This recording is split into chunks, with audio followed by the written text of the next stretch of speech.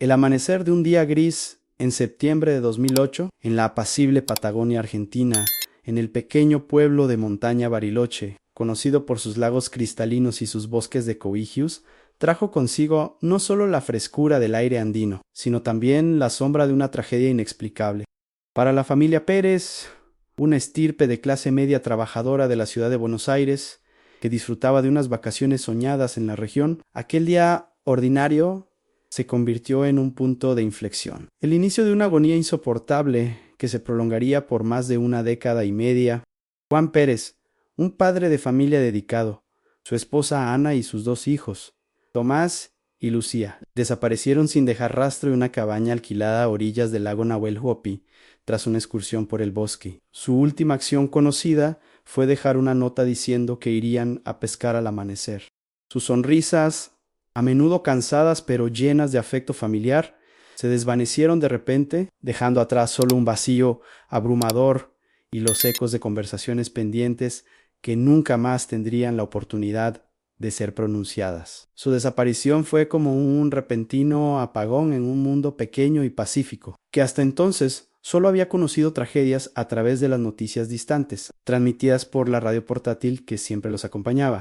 El silencio que se instaló tras su desaparición fue más aterrador que cualquier grito, rompiendo el tejido de la vida cotidiana y proyectando una larga sombra sobre toda la comunidad, que se sintió de repente desamparada y profundamente perturbada. Cada habitante de Bariloche y los turistas que se encontraban allí recordaban a la familia Pérez en su paso tranquilo por los senderos, sus risas al pasear en bote y su saludo amable a los transeúntes. La policía de Río Negro y la gendarmería, aunque inicialmente decididas y llenas de esperanza de resolver el caso rápidamente, pronto se encontraron con un muro de silencio y la ausencia de cualquier pista concreta. Se registraron todos los rincones del pueblo y sus alrededores, a los densos bosques andinos, las orillas del lago, las montañas circundantes, las estancias remotas, cada lugar posible donde pudieron haberse escondido o haber sido secuestrados. Se utilizaron perros rastreadores especialmente entrenados, unidades de búsqueda especializadas e incluso voluntarios de los pueblos vecinos, que peinaron los terrenos montañosos y la vasta estepa patagónica, creyendo que la naturaleza agreste o el frío de la noche invernal podrían haberlos ocultado. Cada testigo, por inverosímil que pareciera, fue interrogado en numerosas ocasiones por los dueños de la cabaña, los guardaparques, incluso los comerciantes del pueblo donde compraban víveres. Las líneas telefónicas de emergencia sonaron sin cesar, trayendo una mezcla de pistas falsas y decepciones, agotando las fuerzas de los investigadores y frustrando las esperanzas de la familia. Desafortunadamente, la familia Pérez simplemente se esfumó. Ni una pista ojeao, ni una información concreta condujo a un avance. Y los expedientes del caso, meticulosamente reunidos en carpetas, con el tiempo se cubrieron de una gruesa capa de polvo, convirtiéndose en un símbolo de impotencia y de un doloroso fracaso, una herida abierta en el corazón de la comunidad y la familia. Sus familiares lejanos, sumidos en una desesperación indescriptible, nunca perdieron la esperanza, aunque cada día sin respuesta, cada semana, mes, año que pasaba, ahondaba en sus corazones un vacío cada vez más grande, insoportable. Su casa, antaño llena de risas y del ajetreo de una vida familiar, se había convertido en una tumba silenciosa de recuerdos, un lugar donde el tiempo parecía haberse detenido en 2008, el día de la desaparición de la familia Pérez. Sus fotos silentes en la repisa, con sus sonrisas pensativas y sus miradas amables, eran los únicos testigos de su dolor insoportable y de una agonía silenciosa y cotidiana. Las lágrimas de sus abuelos, a menudo ocultas a los ojos del mundo, empapaban las almohadas y sus ojos estaban siempre enrojecidos por el llanto y el insomnio. Los primos, los tíos, todos vivieron día a día, a la sombra de la incertidumbre, con una esperanza que parpadeaba como una pequeña vela al viento, aunque con cada año se volvía más débil, una chispa apenas visible en un océano de desesperación. Los medios de comunicación, inicialmente fascinados por el drama de la desaparición de la familia durante sus vacaciones, perdieron rápidamente el interés, desviando su atención hacia noticias más sensacionales que atraían a un público más amplio y generaban mayores beneficios. Los titulares de los periódicos, que clamaban sobre la trágica desaparición en la Patagonia, fueron reemplazados por otros, y el caso de la familia Pérez se convirtió en uno de los numerosos misterios sin resolver, archivados en los polvorientos expedientes policiales, junto a cientos de otras historias olvidadas. Los documentos del caso, recopilados meticulosamente, yacían olvidados en armarios metálicos, y sus páginas amarillentas eran el testimonio mudo del fracaso de las autoridades y de una tragedia inexplicable que había ocurrido en un lugar tan idílico, dejando solo silencio y conjeturas. Beryl aquí, con el tiempo, aprendió a vivir con esta verdad incómoda. La sombra de la desaparición de los Pérez aún planeaba sobre sus senderos y lagos, recordando la fragilidad de la vida y la fugacidad de la felicidad. Pero los habitantes, en su necesidad de normalidad y de regresar a la vida cotidiana, intentaron seguir adelante, reprimiendo los recuerdos. Las conversaciones sobre la familia Pérez se hicieron más raras, susurradas, y finalmente cesaron casi por completo, dejando solo un doloroso recuerdo en el corazón de quienes los habían conocido y recordaban sus raras pero profundas sonrisas. Las nuevas generaciones crecieron sin conocer a la familia Pérez, y su historia se convirtió más en una leyenda que en un hecho doloroso, transmitida de boca en boca como una sombría historia del pasado, una advertencia para las familias. 16 años habían pasado desde aquel día de septiembre. El mundo había experimentado revoluciones tecnológicas y sociales. Internet se había vuelto aún más omnipresente. Las redes sociales dominaban la comunicación y el mundo parecía haber olvidado por completo a la familia Pérez. Sus nombres aparecían solo en los tristes recuerdos de sus familiares y de unos pocos amigos cercanos, que aún recordaban a aquellos trabajadores dedicados. Nadie, ni siquiera el detective más optimista, ya no creía en encontrarlos. Su historia era un libro cerrado, cuyas últimas páginas estaban en blanco y sin escribir, y su destino parecía sellado para siempre. Pero el destino, como suele hacer, preparaba una sorpresa, oculta en el lugar más inesperado en una cabaña abandonada en el corazón del bosque andino. Un excursionista encontraría una caja enterrada que revelaría una verdad impactante y un pasado oculto. Justo allí, entre la naturaleza salvaje y el silencio de las montañas, comenzó a tejerse el hilo de la verdad, que desentrañaría el misterio de 16 años. La historia de la familia Pérez tenía que ser reescrita, y su verdadera identidad, cuidadosamente oculta durante años bajo una nueva fachada, sacudiría los cimientos del mundo que creía haberlos perdido para siempre. Esta no era solo una historia de desaparición, sino una saga de identidad, de supervivencia frente a dificultades inimaginables, de la capacidad humana de adaptación y de una increíble concatenación de eventos que solo la mano del destino podría haber orquestado. En esta ocasión, un objeto aparentemente insignificante, una caja, llevó a la revelación de una verdad que cambió la vida de muchas personas y abrió una herida que nunca se había curado por completo, pero que al mismo tiempo permitió su sanación. Esta historia demostraría que el pasado nunca muere, sino que espera oculto para salir a la luz en el momento oportuno, a menudo en las circunstancias más inesperadas, a través de los indicios más simples. 16 años después de la desaparición de la familia Pérez, en la tranquila ciudad de San Martín de los Andes, a unos 100 kilómetros de Bariloche, florece la vida de Miguel Rodríguez, un reputado restaurador de antigüedades y director de un exitoso taller especializado en objetos antiguos de madera, reliquias del bosque. Miguel Rodríguez es un experto reconocido en su campo. Su nombre es sinónimo de paciencia, precisión y una comprensión única de la historia de los objetos. Es un hombre de unos 60 años, con el cabello canoso, bien peinado, y ojos castaños serenos que parecen observar hasta el más mínimo detalle en el veteado de la madera. Su vida privada es ordenada y discreta. Vive con una mujer llamada María y sus 2 hijos, Tomás y Lucía, en una casa de campo rústica, rodeado de herramientas, lupas y objetos de todas las épocas. Miguel Rodríguez es conocido por su obsesiva atención al detalle y por su notable intuición, que le ayuda a devolver la vida a piezas olvidadas. Él es la encarnación del profesionalismo, siempre perfectamente preparado y lleno de pasión por su trabajo, que para él es la vida misma. En los círculos de restauradores circulan rumores sobre su misterioso pasado. Nadie sabe realmente de dónde viene ni cuál es su historia antes de aparecer en San Martín de los Andes hace una década y comenzar una fulgurante carrera. Y esta falta de información acentúa su aura de misterio. Mientras tanto, en Buenos Aires, la madre de Juan, Laura Pérez, con el paso de los años, se ha sumido en la tristeza, pero nunca ha perdido la esperanza. Su casa, aunque cuidada y limpia, lleva las marcas del tiempo y de una tristeza no resuelta, convirtiéndose en un mudo testigo de su dolor diario. La partida de su hijo, su nuera y sus nietos la dejó con el peso de la incertidumbre y las preguntas sin respuesta que la atormentaban cada día.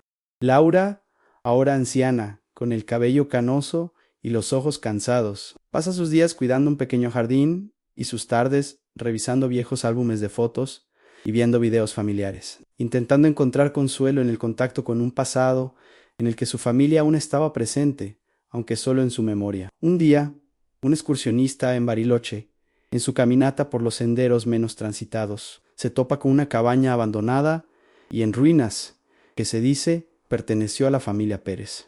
Al explorar los alrededores, cubiertos de vegetación, el excursionista nota un montículo de tierra suelta cerca de un árbol caído. Por curiosidad, empieza a excavar y se encuentra con una caja metálica oxidada. La entrega a la policía, que de inmediato se pone en contacto con la familia Pérez en Buenos Aires. Dentro de la caja, entre escombros y polvo, hay varios objetos personales de la familia, de la boda de Juan y Ana, cuadernos de dibujos de los niños y una libreta de notas de Juan. Al abrirla, el corazón de Laura se detiene un instante. Siente como si el tiempo se detuviera y el mundo a su alrededor desapareciera. En la libreta hay una nota manuscrita de Juan, fechada en 2010, 2 años después de su desaparición, que describe un plan para desaparecer y comenzar una nueva vida. Lo más impactante es una pequeña foto carné de Juan, datada en 2018, que muestra a su hijo con el cabello completamente blanco y el rostro marcado por el sol, pero sus ojos azules y su sonrisa amable son inconfundibles. En el reverso de la microfotografía, con una caligrafía diminuta pero legible, aparece una dirección: Kiełdobowski, Oitu San Martín de los Andes. El corazón de Laura comienza a latir con fuerza en esos documentos. Esa dirección es algo increíblemente familiar, algo que despierta ecos de recuerdos y sentimientos enterrados hace mucho tiempo. Juan está vivo, en otra ciudad quizás con una nueva identidad, llevando una vida como restaurador de muebles. Todas estas preguntas que permanecieron sin respuesta durante tanto tiempo, de repente adquieren una forma real, obligando a Laura a actuar, a enfrentar un pasado que su familia nunca había cerrado del todo. Laura Pérez, conmocionada y a la vez llena de una nueva, aunque frágil, esperanza, comienza a analizar obsesivamente cada detalle de los documentos personales de su hijo y de la dirección hallada en la libreta. La mira con ojos empañados por las lágrimas, intentando reconocer a su hijo Juan en el hombre de la imagen, más avejentado pero inconfundible. La dirección de San Martín de los Andes la turba profundamente. La idea de que Juan esté vivo, tan lejos pero tan cerca, y posiblemente con otra vida, lo llena de dolor, pero también de un alivio inesperado ante el fin de la incertidumbre. Recuerda que su hijo, aunque un padre metódico, había sido un hombre muy astuto, con una mente ágil y con un profundo respeto por los secretos personales y por su propia intimidad. Desesperada, Laura decide buscar ayuda. Su primer paso es contactar a un viejo amigo de la familia, el comisario jubilado Ernesto Gómez, quien dirigió la investigación de la desaparición de la familia Pérez en 2008. Ernesto Gómez, ahora retirado, vive también en Buenos Aires, luchando con sus propios recuerdos de casos sin resolver. La desaparición de la familia Pérez había sido una de esas investigaciones que lo atormentaron durante años, dejándole una sensación de misión inconclusa. Laura lo visita en su modesta casa, donde sus ojos están ahora un poco apagados y su cabello encanecido, pero su memoria sigue siendo aguda. Le entrega los documentos personales y la libreta. Ernesto Gómez, al verlos, es inicialmente escéptico. Laura, han pasado tantos años, ¿cuántas pistas falsas hemos tenido?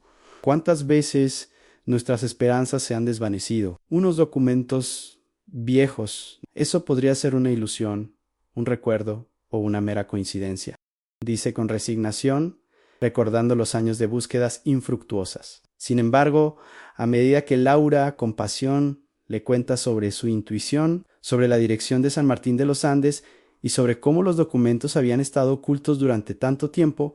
Ernesto Gómez comienza a mirar con más atención. 2018. San Martín de los Andes.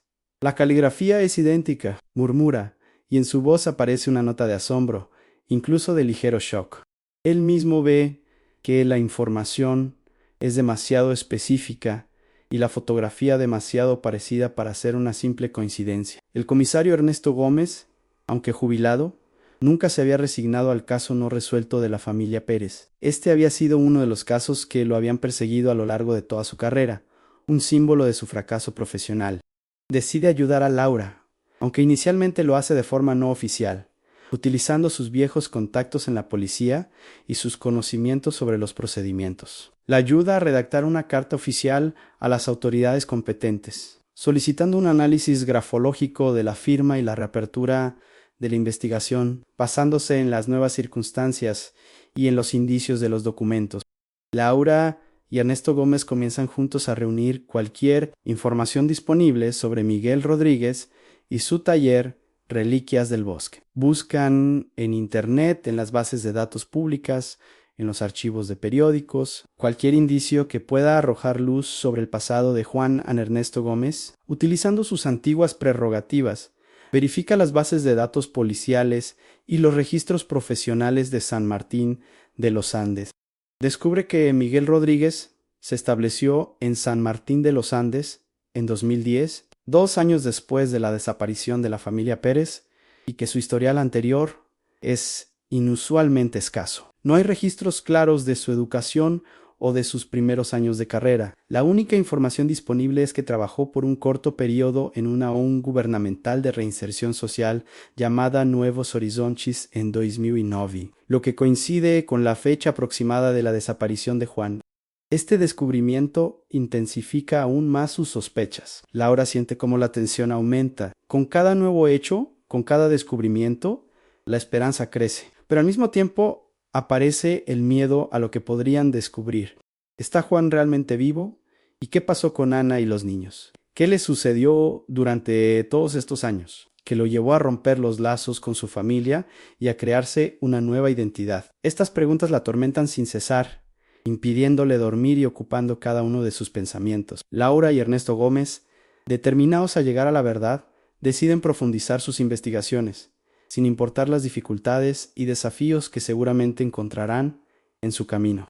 Ernesto Gómez, utilizando sus contactos no oficiales, pero aún influyentes, en el ámbito jurídico y policial, descubre que la expedición de nuevas identificaciones en circunstancias inusuales, bajo el pretexto de restablecer la identidad después de la pérdida de documentos o en otras situaciones excepcionales, era una práctica utilizada a principios de los años 2010. Esto se aplicaba en casos en que la persona había perdido sus documentos debido a un accidente, incendio u otras catástrofes, pero también en situaciones en que alguien deseaba comenzar una nueva vida, rompiendo definitivamente con el pasado. Esta última posibilidad despierta sospechas particulares en el contexto de la desaparición de Juan. Se entera además de que en esos años existían instituciones o individuos no oficiales, a menudo al límite de la legalidad, que ayudaban a las personas a desaparecer y a crearse una nueva identidad, especialmente a quienes huían de un pasado difícil, violencia, problemas familiares o legales, ofreciéndoles a cambio ciertos beneficios o simplemente ayuda para ocultarse. Laura, impulsada por una esperanza desesperada y el instinto de madre, comienza su propia investigación independiente, centrándose en detalles de la vida de su hijo Juan. Recuerda que Juan, aunque era un padre de familia metódico, tenía una pasión secreta por la carpintería y la mecánica, dedicando horas a tallar figuras de animales andinos y a reparar viejas herramientas. Laura recuerda un detalle característico. Juan tenía en el pulgar de la mano derecha una pequeña, pero muy distintiva, cicatriz en forma de árbol, de un corte accidental con una herramienta de carpintería en su juventud. Esta cicatriz era para Laura un símbolo de Juan, la única característica física que podría confirmar su identidad. Independientemente del paso del tiempo y los cambios de apariencia, Laura y Ernesto Gómez comienzan a buscar intensamente en Internet cualquier fotografía de Miguel Rodríguez en la que sea visible su pulgar derecho. Recorren artículos sobre restauradores de antigüedades, entrevistas en video, galerías de fotos de talleres. Después de muchas horas de búsqueda exhaustiva, encuentran un reportaje en video sobre Miguel Rodríguez, realizado por una televisión cultural, sobre su vida en la montaña. En una de las secuencias, mientras Miguel Rodríguez gesticula delicadamente, su pulgar derecho es claramente visible. En él, para la sorpresa de Laura y Ernesto Gómez, se ve una cicatriz pequeña, pero distinta, en forma de árbol, idéntica a la cicatriz de Juan. Este descubrimiento les hiela la sangre a Laura y Ernesto Gómez, pero al mismo tiempo enciende en ellos una chispa de certeza enloquecedora. El día no puede ser una coincidencia. Demasiados detalles coinciden. Is one. Las lágrimas corren por el rostro de Laura, pero esta vez son lágrimas que mezclan el dolor con la esperanza y el alivio. Ernesto Gómez, sin poder creerlo, se frota los ojos, incapaz de comprender lo que ve, y su corazón se llena de emoción. Además, Laura recuerda que Juan tenía un objeto personal al que le tenía mucho aprecio, una pequeña brújula de latón, que le regaló su padre y que siempre llevaba en su bolsillo.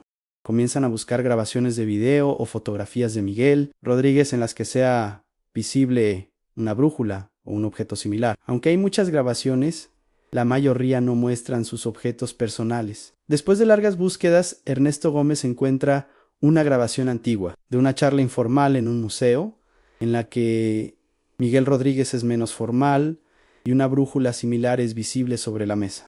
Laura, al ver la grabación, observa la brújula de latón con el mismo diseño y el mismo brillo que la de su hijo. Esta es una prueba irrefutable que transporta a Laura de regreso en el tiempo, a las conversaciones con Juan sobre sus pasiones y los momentos de intimidad. Este es el momento en que su hipótesis deja de ser una esperanza descabellada y se convierte en un hecho palpable, confirmado. El padre de familia que desapareció hace 16 años está vivo y es un exitoso restaurador de antigüedades, renombrado en su campo.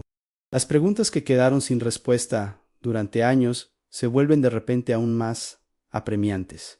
¿Por qué desapareció Juan? ¿Qué pasó con el resto de la familia? ¿Qué le sucedió durante todos estos años que lo llevó a romper los lazos con su familia y a crearse una nueva identidad, cortando toda conexión con sus seres queridos y con su pasado? Ahora que tienen la certeza absoluta de que es Juan, su determinación de descubrir toda la verdad se vuelve aún más fuerte, così obsesiva. Quieren saber qué pasó y por qué su hijo y esposo amado tuvo que sufrir tanto y vivir oculto toda una vida. El descubrimiento de la cicatriz en forma de árbol en el pulgar de Miguel Rodríguez y de la brújula de latón es para Laura un shock de una fuerza inimaginable, pero al mismo tiempo un regalo inesperado después de más de una década de incertidumbre y sufrimiento.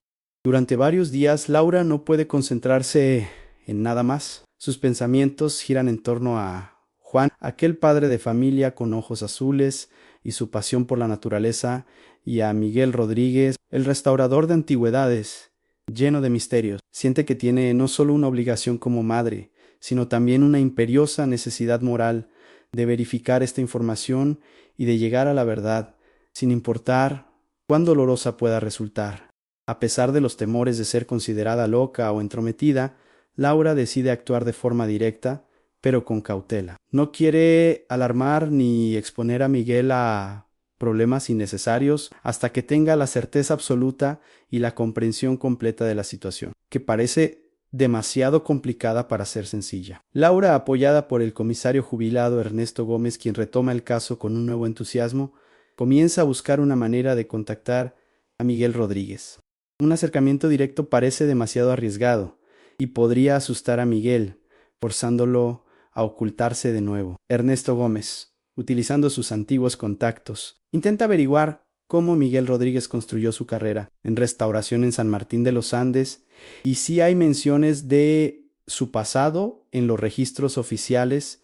Descubren que Miguel Rodríguez apareció de repente en San Martín de los Andes y en pocos años se convirtió en un líder respetado en el ámbito de la restauración, lo que indica un crecimiento rápido, casi meteórico, sin antecedentes visibles en su carrera anterior. La única información disponible es que trabajó por un corto periodo en una ONG de reinserción social llamada El Legado del Bosque en 2010. lo que coincide con la fecha aproximada de la desaparición de Juana Laura, decide actuar sutilmente. Encuentra en Internet información sobre un próximo Congreso de Restauración de Patrimonio, Guardianes de la Historia, el Arte de la Restauración, organizado por el taller de Miguel Rodríguez, en el que él será el anfitrión y principal ponente. El evento es de pago y muy exclusivo, pero Laura, con la ayuda de Ernesto Gómez, quien utiliza sus viejas relaciones, consigue una invitación y le ayuda con la organización del viaje a San Martín de los Andes. Su corazón late con fuerza mientras ve a Miguel Rodríguez en el escenario, bajo los focos, presentando los objetivos de su taller y agradeciendo a los asistentes. La voz de Miguel Rodríguez, aunque más madura y serena, tiene ecos de la voz de su hijo, Juan Laura. Siente escalofríos al escuchar las entonaciones familiares, la forma en que acentúa las palabras, las sutiles vibraciones de la voz que había oído tantas veces de Juan. Después de la presentación del taller, durante un cóctel, Laura, con voz temblorosa, se acerca a Miguel Rodríguez. «Señor Rodríguez, soy Laura Pérez Creo que nos hemos encontrado antes». Miguel Rodríguez la mira desconcertado. En sus ojos aparece un destello de reconocimiento y en el mismo instante de pánico. Permanece en silencio. Sin saber qué decir, su rostro se vuelve pálido. Laura continúa, hablando con voz susurrante pero decidida, sosteniendo en su mano una pequeña fotografía antigua de Juan con su traje de banquero en el Robledal. En 2008 a mi hijo, Juan, desapareció. Él tenía una cicatriz en el pulgar, exactamente como la suya, y siempre llevaba consigo una brújula de latón. En este momento, el rostro de Miguel Rodríguez se vuelve aún más pálido y su máscara profesional se desmorona. Sus ojos se llenan de lágrimas, sus labios tiemblan y su respiración se vuelve irregular. Miguel Rodríguez, al escuchar las palabras de Laura Pérez y ver en su mano la pequeña fotografía antigua de Juan con su traje de banquero, un símbolo inconfundible de su pasado en el Robledal, se queda inmóvil. Su mundo perfectamente construido, basado en una nueva identidad y en un pasado oculto con meticulosidad, comienza a desmoronarse con estruendo, como un castillo de naipes. En su rostro se pinta una mestec de asombro, terror y una comprensión súbita y dolorosa. La cicatriz en el pulgar, que siempre había intentado ocultar, se convierte en una prueba irrefutable, y la fotografía lo transporta de nuevo en el tiempo, directamente al día en que desapareció. En ese momento, Miguel Rodríguez deja de ser un reputado restaurador de antigüedades y vuelve a ser Juan Pérez, el padre de familia de 45 años, desaparecido de su cabaña junto al lago en 2008, errante y sin recordar quién es. ¿Cómo tiene eso?, susurra, y en su voz se oye un rastro de miedo y desorientación olvidados hace mucho tiempo. Casi una impotencia infantil y su acento patagónico, aunque disimulado por un español más neutro, delata los años pasados lejos de casa. Su mano tiembla, intentando agarrar la fotografía. Laura, con los ojos llenos de lágrimas, pero al mismo tiempo con una certeza inquebrantable, dicen: «Soy tu madre. Juana, nunca te olvidé. Esta es la última foto tuya que tengo. La reconozco». Este es el momento en que Miguel Rodríguez, funcionando durante años bajo una nueva identidad, se derrumba. El lugar público, el Congreso de Restauración, la multitud de gente, todo eso pierde importancia. Las lágrimas corren por su rostro y su cuerpo tiembla. Le pide a Laura que vayan a un lugar aislado y discreto. En un pequeño y silencioso despacho, lejos del bullicio del evento, Juan cuenta su historia. Relata cómo desapareció de su finca en 2008, no por un secuestro, sino por una decisión desesperada de huir. Explica cómo se sintió solo, emocionalmente incomprendido, como una serie de graves problemas de salud de su esposa, sumados a deudas abrumadoras de la familia por una mala inversión en la que se vio implicado, y la presión de su hijo para que dejara el campo, lo habían superado. Temía ser una carga, considerándose un fracaso, un hombre que no podía proteger a su familia. Era un hombre que buscaba escapar de una realidad asfixiante, pero no encontraba la forma de hacerlo en su entorno, sintiendo que no tenía más opción que desaparecer para salvaguardarlos. Se sentía invisible y desesperado, y su deseo de escapar fue un acto de desesperación, un acto de sacrificio y de búsqueda de una solución, incluso si eso significaba desaparecer. Juan recuerda que después de huir, vagó por varias regiones de Argentina hasta que llegó a una organización clandestina que ayudaba a personas en peligro a empezar una nueva vida, ofreciéndoles anonimato y apoyo. Esta organización, dirigida por una figura controvertida pero carismática. La doctora Laura Soto ofrecía no solo alojamiento y apoyo psicológico, sino también ayuda para restablecer la identidad, falsificando documentos, cambiando nombres y reubicando a las personas en otras ciudades o incluso en el extranjero, donde pudieran empezar de cero, sin la sombra del pasado. Juan, desesperado y deseando liberarse por completo del peligro inminente y la vergüenza de su situación, aceptó esta oferta. Recibió una nueva identidad, la de Miguel Rodríguez, y se fue a San Martín de los Andes, donde, bajo la guía de la organización, comenzó una nueva vida. Estudió restauración y se convirtió en un restaurador de éxito. Nunca olvidó a su familia, pero temía regresar, temía ser una carga, temía que las presiones del pasado los alcanzaran. Su éxito en la restauración de antigüedades fue para él una prueba de que podía reconstruir su vida, que era valioso, lo cual fue una forma de escapar de sus viejos temores y un intento de demostrar su valía a sí mismo y al mundo. En un anonimato protector, aunque siempre sintió una opresión en el pecho, Laura escucha conmocionada. El dolor por la desaparición de su hijo Juan siempre había sido inmenso para ella y su esposo, pero ahora, al escuchar su sufrimiento, su sacrificio y su desesperación, siente un dolor profundo y una culpa abrumadora. No sabía que su hijo había sufrido tanto, que se había sentido tan solo y abrumado por los peligros. Le pide perdón a Juan por las incomprensiones, por no haber notado la magnitud de su carga. Su conversación es una catarsis, un momento de liberación de años, de palabras no dichas y de resentimientos acumulados. Juan, por primera vez en 16 años, siente que puede ser el mismo, que puede dejar de esconderse. Laura lo abraza con fuerza y sus lágrimas se mezclan, creando un río de dolor y alivio. Este encuentro es el comienzo de un camino difícil, pero necesario, hacia la reconstrucción de su relación, hacia la comprensión y el perdón. Ernesto Gómez, quien espera afuera, al verlo salir del despacho, con los ojos llenos de lágrimas, pero a la vez con una nueva esperanza. Sabe que su caso más difícil por fin ha comenzado a resolverse. Después del primer encuentro sumamente emotivo en el Congreso de Restauración, Ana y Juan Miguel, ahora oficialmente Juan Pérez Rodríguez, deciden pasar juntos unos días. Se dirigen a una pequeña y apartada casa rural en la Pampa Húmeda, en la provincia de Buenos Aires, no lejos de San Martín de los Andes. Lejos del bullicio de la ciudad y de las miradas indiscretas de la prensa, que ya había empezado a rastrear la historia, pues los rumores sobre el descubrimiento del misterio comenzaban a circular en el ámbito cultural y filantrópico. Allí, en la quietud y la paz de la naturaleza, rodeados de campos y arroyos, mantienen largas conversaciones, agotadoras pero inmensamente sanadoras, que se prolongan hasta altas horas de la noche, iluminando la oscuridad del pasado y revelando emociones profundamente ocultas. Juan narra sus primeros años después de huir en el miedo constante, la soledad, las dificultades de adaptación a un nuevo entorno, la lucha por sobrevivir, pero también la determinación de reconstruirlo todo desde cero, de superar la amenaza y de demostrar que podía volver a ser un hombre de bien.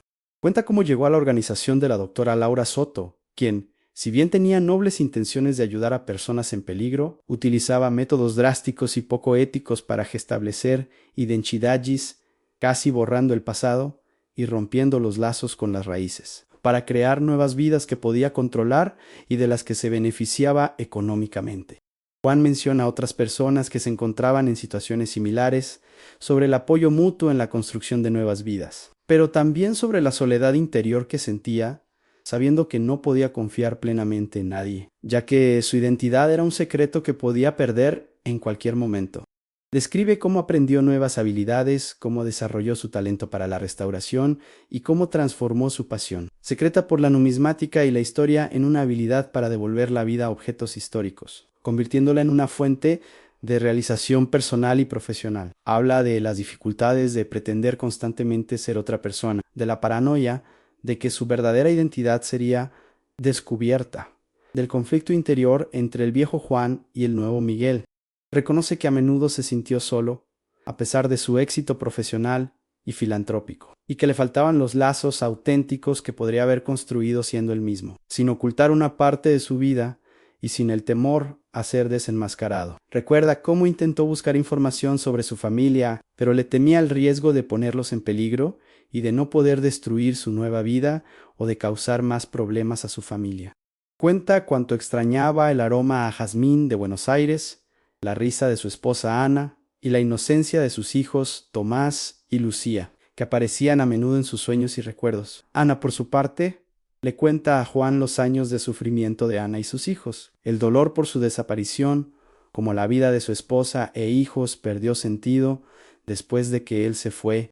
Confiesa que, aunque no sabía la verdad, sintió una carga inmensa, que perdió la alegría de vivir y que tuvo que asumir sola la responsabilidad del hogar. Reconoce que se sintió culpable por no haber comprendido la magnitud de su angustia antes de desaparecer. Explica que se vio absorbida por sus propias preocupaciones y por la vida familiar, lo que la llevó a perder de vista lo más importante, las necesidades y emociones de su esposo.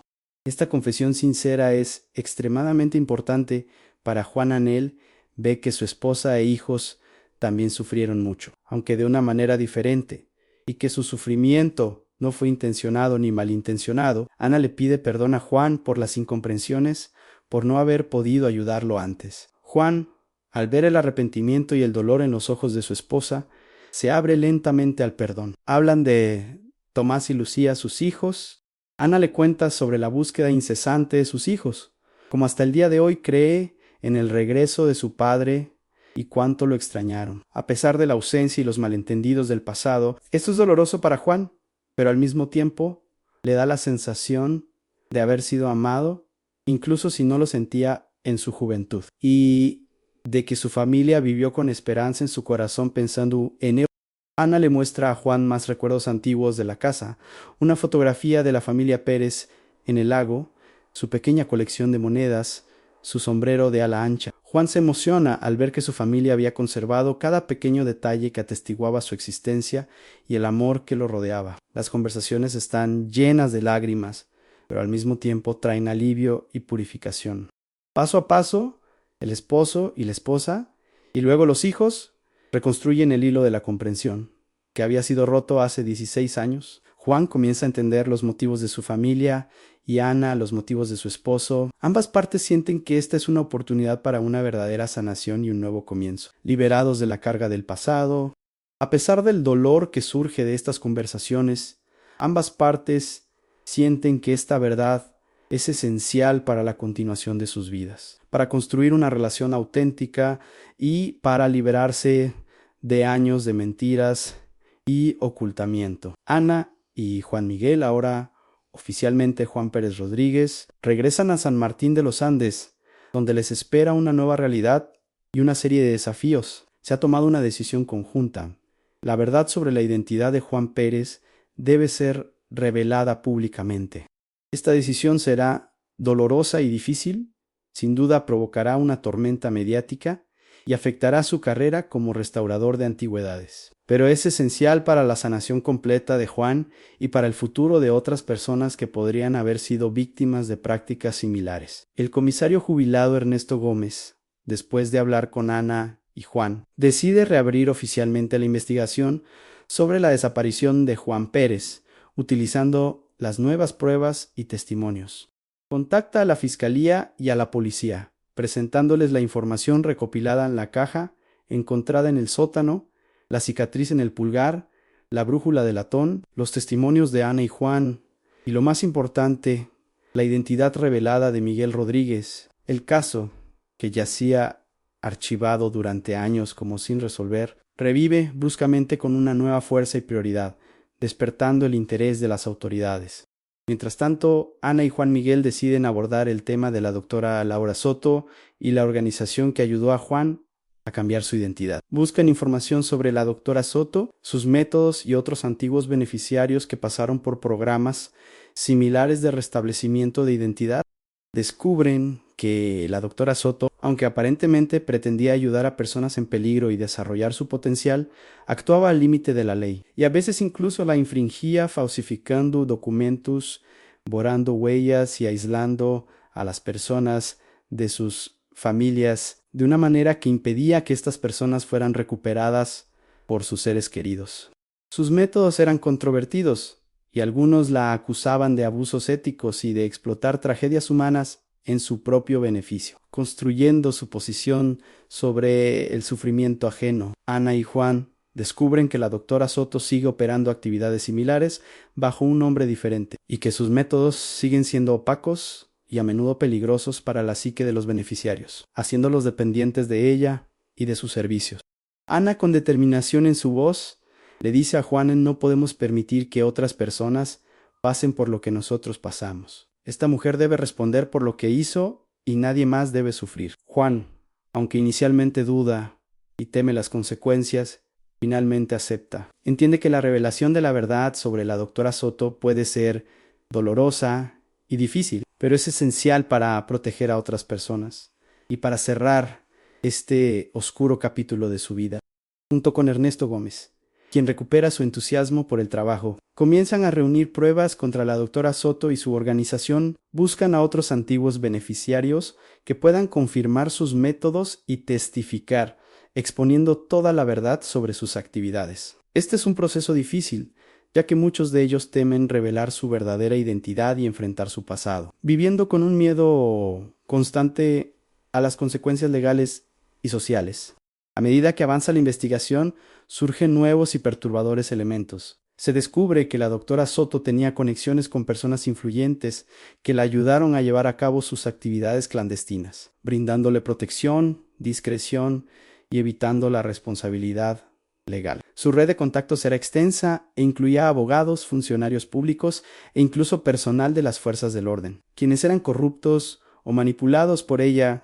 Esto hace que toda la situación sea aún más complicada y peligrosa. Juan Miguel, como Miguel Rodríguez, tiene acceso a recursos y contactos en el mundo del arte y la restauración, lo que resulta invaluable para recopilar información sobre la doctora Soto y sus conexiones ocultas. Utiliza sus habilidades analíticas y artísticas para penetrar las capas de fachada y encontrar rastros de dinero que financiaron las actividades de la organización. Ana y Ernesto Gómez sienten cómo aumenta la tensión.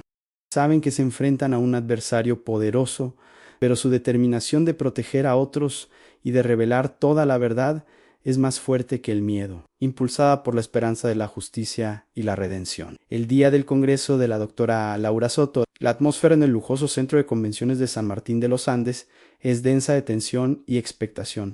La sala está repleta de periodistas, cámaras de vídeo, fotógrafos e invitados prominentes, personalidades del mundo de la restauración, historiadores, coleccionistas y también antiguos beneficiarios de la doctora Soto, con quienes Ernesto Gómez ha contactado en secreto. Sentados discretamente entre los asistentes, la doctora Soto, con un traje elegante e impecable y una sonrisa radiante en el rostro, comienza su presentación, exponiendo la visión del legado del bosque y relatando las historias de éxito de sus beneficiarios, presentándolos como prueba de la eficacia de sus métodos y de su misión altruista. Su voz es tranquila, carismática y convincente, emanando confianza y autoridad, atributos que durante años atrajeron a personas vulnerables y desesperadas.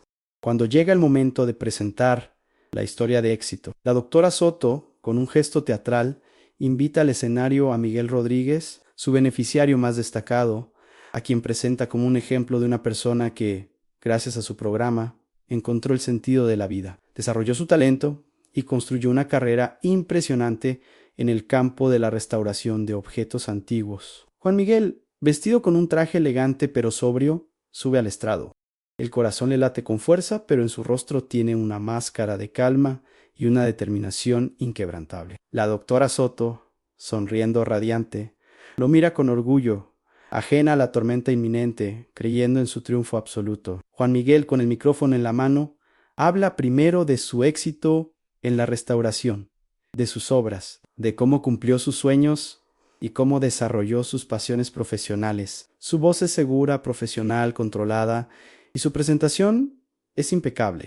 De repente, Juan Miguel se detiene, su mirada se posa en Ana Pérez, sentada en primera fila, con los ojos llenos de lágrimas, miedo, pero también una esperanza inquebrantable. En este momento, la máscara de profesionalismo de Miguel Rodríguez se desmorona y en sus ojos aparece una tristeza profunda y un dolor interior que había ocultado durante años. Su voz se vuelve temblorosa y las lágrimas ruedan por sus mejillas, las cuales ya no intenta ocultar.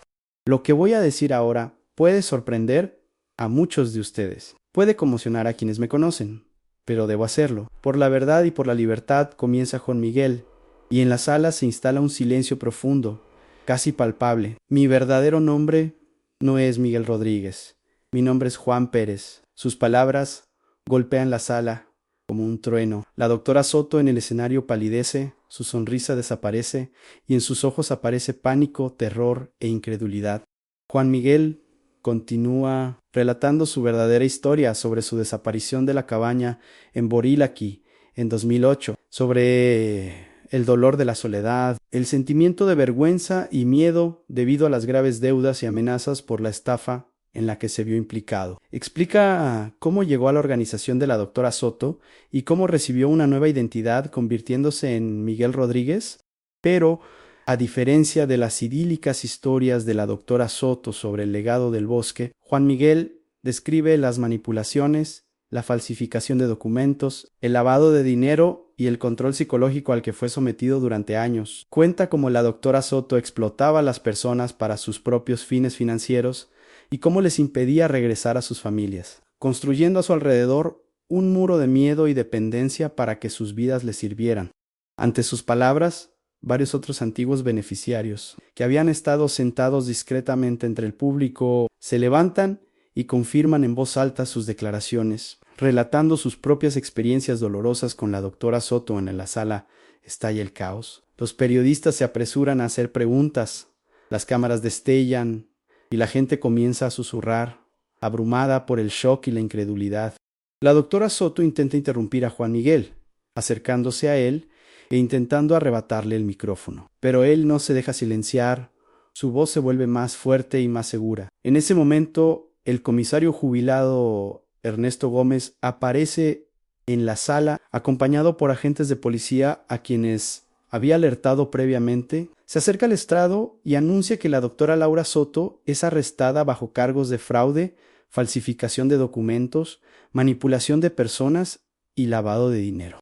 La doctora Soto, conmocionada e incrédula, intenta negarlo y opone resistencia, pero las pruebas reunidas por Ernesto Gómez y Juan Miguel son abrumadoras. El doctor en Derecho Ricardo Castro, abogado de la doctora Soto, quien intenta intervenir y usar su influencia, también es detenido bajo cargos de complicidad en el delito. El periodista Fernando Torres, con la cámara enfocada en el estrado, transmite los eventos en vivo para su canal, y su reportaje se convierte instantáneamente en un éxito y desata un acalorado debate público sobre la ética en el patrimonio cultural y en la actividad social. El enfrentamiento alcanza su punto culminante. La verdad sale a la luz de la manera más dramática e inesperada. Juan Miguel, aunque emocionalmente exhausto, siente alivio y una verdadera liberación. Su rostro, aunque empapado en lágrimas, irradia, y en sus ojos se lía esperanza y libertad. Su madre, Ana, se acerca al estrado y lo abraza con fuerza, y su abrazo está lleno de amor, alivio y esperanza para un nuevo comienzo. Este es un acto de purificación que cambia la vida de muchas personas, no solo de la familia Pérez, sino también de todos aquellos que fueron heridos por la doctora Soto. Juan Pérez Rodríguez, después de 16 años de vida bajo el nombre cambiado de Miguel Rodríguez, con su identidad recuperada y su familia reunificada, se encuentra ahora frente a un nuevo capítulo, incierto pero a la vez lleno de esperanza, que ahora escribe, consciente y con plena aceptación de su pasado.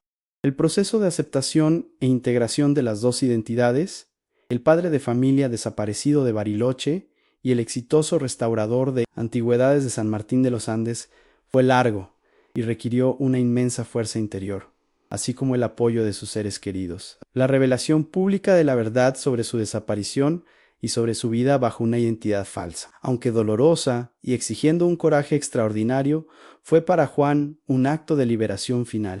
Significó no solo el regreso a sus raíces y el reencuentro con una parte perdida de sí mismo, sino también la aceptación de toda su historia, tanto la dolorosa y traumática, marcada por la soledad y la amenaza, como la llena de triunfos, logros y la construcción de un nuevo camino. Juan decidió llevar ambos nombres, como símbolo de su historia compleja pero coherente, que lo moldeó tal como es hoy, haciéndolo más fuerte y consciente. Ahora, ¿cómo Juan Pérez Rodríguez tenía la intención de continuar su carrera en la restauración, utilizando su impresionante experiencia y conocimientos para contribuir al desarrollo de nuevas técnicas de conservación del patrimonio y la artesanía en madera? Sus habilidades, que le habían permitido tener éxito en el ámbito artístico, servirían ahora a propósitos nuevos y más nobles, con una motivación renovada y un sentido más profundo, buscando el desarrollo de un arte ético y beneficioso para la sociedad. Sin embargo, su vida adquiriría una nueva dimensión, más profunda, más allá del mundo del arte.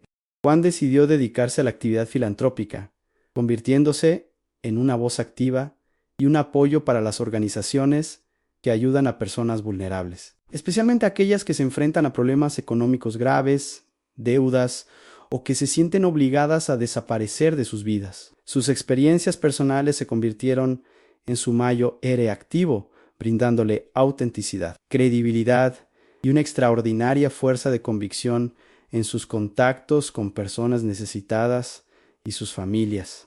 Juan soñaba con fundar su propia fundación a nivel nacional que ofreciera apoyo psicológico integral, programas de reinserción y búsqueda de familiares para personas con identidades ocultas o en situaciones de vulnerabilidad extrema. Deseaba que su historia fuera un faro de esperanza para otros, una prueba de que, incluso después de las mayores traumas y el dolor más profundo, se puede salir más fuerte, encontrar un sentido y ayudar a los demás.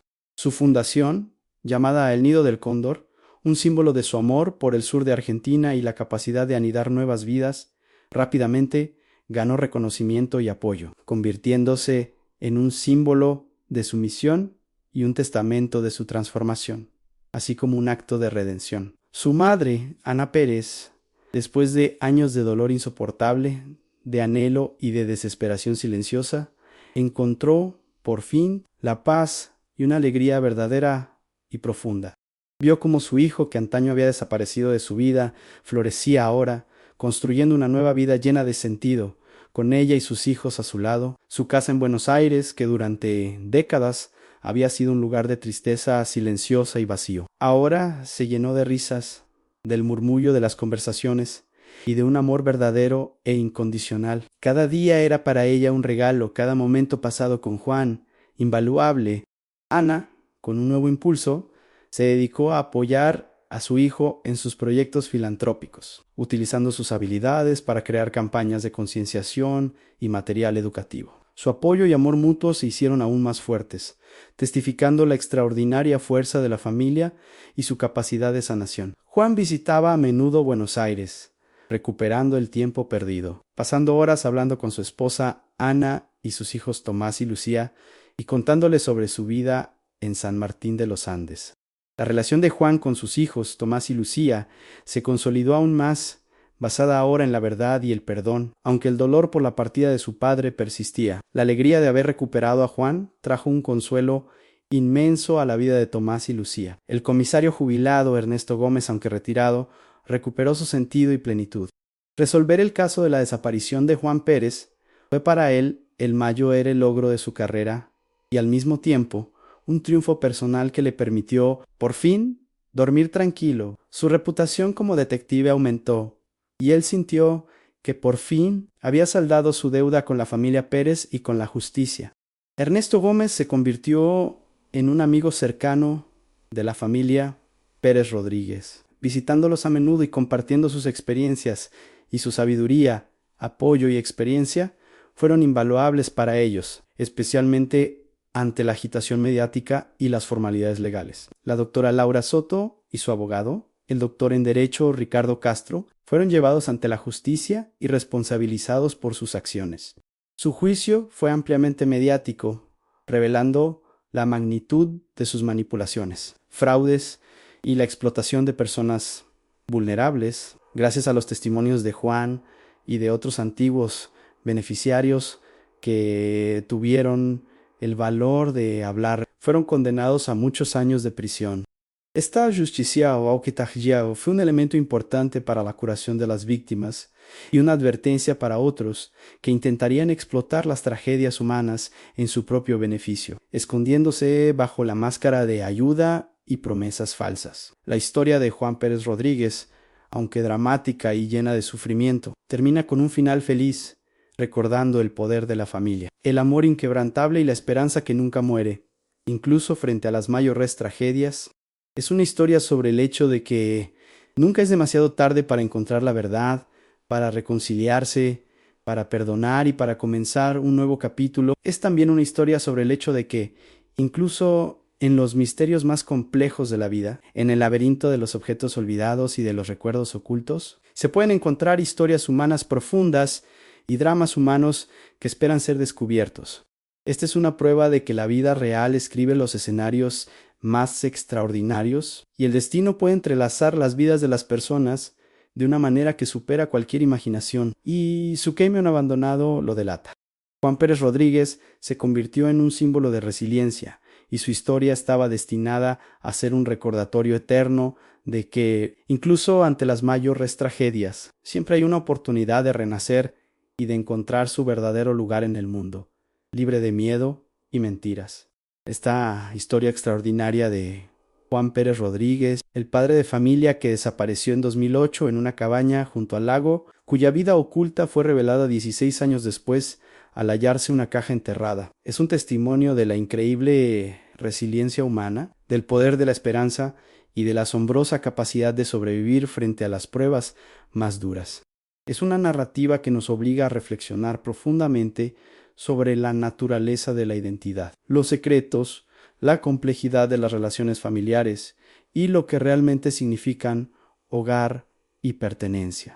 Se pregunta cuántas historias ocultas como esta esperan ser descubiertas en el ajetreo de la vida cotidiana, en bases de datos innumerables, en archivos olvidados o incluso en objetos personales que guardamos durante años, ignorando su verdadero valor. ¿Cuántas personas a nuestro alrededor viven con secretos del pasado, ocultando su verdadera identidad y esperando el momento en que la verdad saldrá a la luz, transformando sus vidas para siempre? ¿Cuántas familias sufren en silencio, sin saber que sus seres queridos desaparecidos podrían estar justo a su lado, bajo otro nombre, con otra historia, cruzándose con nosotros en la calle cada día? El destino posterior de Juan, su lucha diaria por aceptar plenamente su nueva y antigua identidad, su papel como inspiración y apoyo para otras personas que atraviesan traumas similares. Todos estos son temas para otras historias igualmente cautivadoras.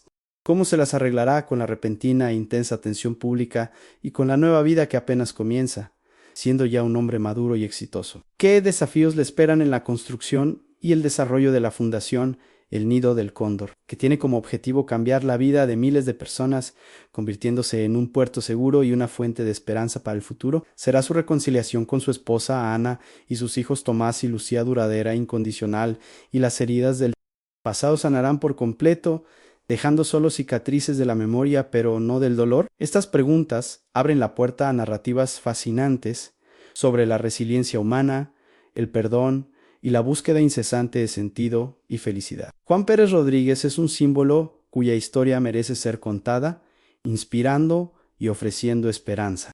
Si esta conmovedora historia le ha llegado al corazón, si desea estar al tanto de historias similares e inspiradoras que muestran las extraordinarias facetas del destino humano y la inquebrantable fuerza del espíritu, suscríbase a nuestro canal, no se pierda ninguno de nuestros videos que profundizan en misterios, revelan verdades y celebran el triunfo del espíritu humano. Cada suscripción no es solo un número para nosotros, es una señal de que nuestro trabajo tiene sentido, de que abordamos temas importantes y ofrecemos contenido valioso que llega a la gente y cambia su forma de ver el mundo. Al momento de responder, tenga en cuenta la fecha actual en sábado 26 de julio de 2025. Únase a nuestra creciente comunidad y participe en la conversación sobre lo que es verdaderamente importante en la vida, sobre misterios sin resolver y sobre el poder de las relaciones humanas. Publicamos regularmente contenido nuevo que sin duda le sorprenderá, le conmoverá y le hará reflexionar, ampliando sus horizontes y despertando nuevas perspectivas. Y eso no es todo. La caja enterrada que sacó a la luz, la verdad, podría tener implicaciones adicionales sorprendentes. ¿Quién enterró esa caja y por qué? ¿Qué otros secretos ocultaba la vida de Juan bajo su nueva identidad? ¿Fue su desaparición solo un acto de huida? ¿O fue forzado por alguien? ¿Qué papel jugó la doctora Laura Soto en su vida antes de conocerla? Haga clic aquí para ver nuestro próximo video y continuar el viaje a las profundidades de las historias humanas. No deje pasar la oportunidad de vivir otra experiencia extraordinaria que le dejará con reflexiones y preguntas sobre el mundo que nos rodea. Lo esperamos al otro lado de la pantalla, listos para contarle otra historia extraordinaria.